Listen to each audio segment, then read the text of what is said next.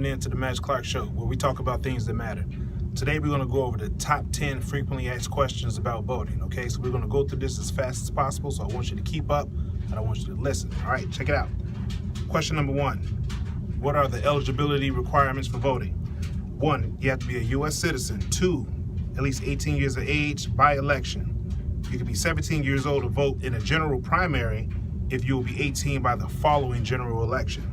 And number 3, you have to have been a resident of the precinct at least 30 days before the election.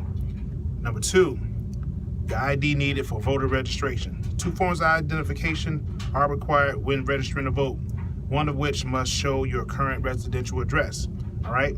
If you register by mail, sufficient proof of identity is fulfilled by submission of your driver's license number or state identification card number. If you don't have either of those, verification by one of the following will be required: the last 4 digits of your social security number, a copy of a current and valid photo ID, a copy of a current utility bill, bank statement, paycheck, government check, or other governmental document that shows your name and address. I'm pretty sure we got one of those pieces that we can show, all right? Number 3, what IDs do we need for voting, okay? Identification is not required to vote at the polls, although you will be required to verify your signature. If you register to vote by mail and did not submit any ID with the registration, you must show one of the below forms of ID to vote: a current and valid photo ID, utility bill, bank statement, government check, paycheck, lease or contract for residence, student ID, and mail addressed to the voter's residence, and a government document. Registration deadline. Registration is open year-round. During the 27-day period just prior to an election, during 2 days after each election, and 1 day after in Chicago, okay? So that's when it is not open. It's open year-round, but it's not open 27 days before the election and 2 days after each election and 1 day after an election in Chicago. All right, here we go. How do I verify my voter registration? Here we go. To verify your voter registration status, please use your state's resource, okay? So you can go to the Illinois Board of Elections website, and you can check and see if you are registered to vote, okay? Absentee ballot process. You do not need an excuse to vote absentee in Illinois. You can request an absentee ballot in person. If you request it in person, no more than 90 days before, 1 day before the election. By mail in the U.S., no more than 90 days or less than 5 days before the election.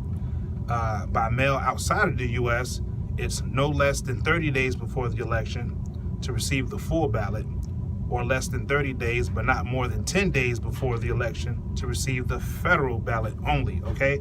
I know it sounds a little complicated, but you can always pause and press rewind and check it out. All right, you can start voting the absentee ballot 40 days before the election. All right, next question. Here we go. Overseas and military voters, all right? You are a military or overseas voter if you are in uniformed services, living overseas, or a spouse or dependent of a uniformed services voter. To get registered and vote, you can utilize Overseas Vote Foundation. Go to the Overseas Vote Foundation, and you can get more information on how to vote that way. Early voting. Early voting is available to all voters beginning 40 days before an election and ends the day before the election. That's early voting.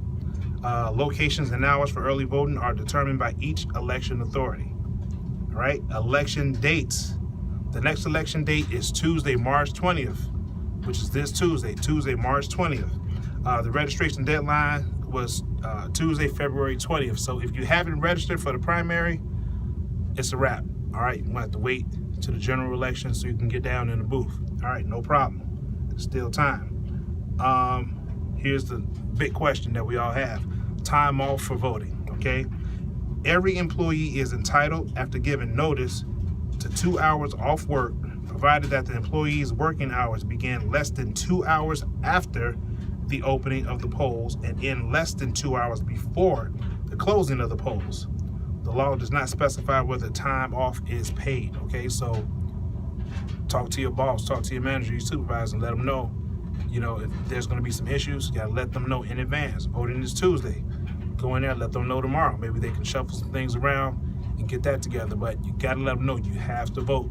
All right, you got to vote. So with that being said, guys, make sure you go out there and you exercise your right to vote. I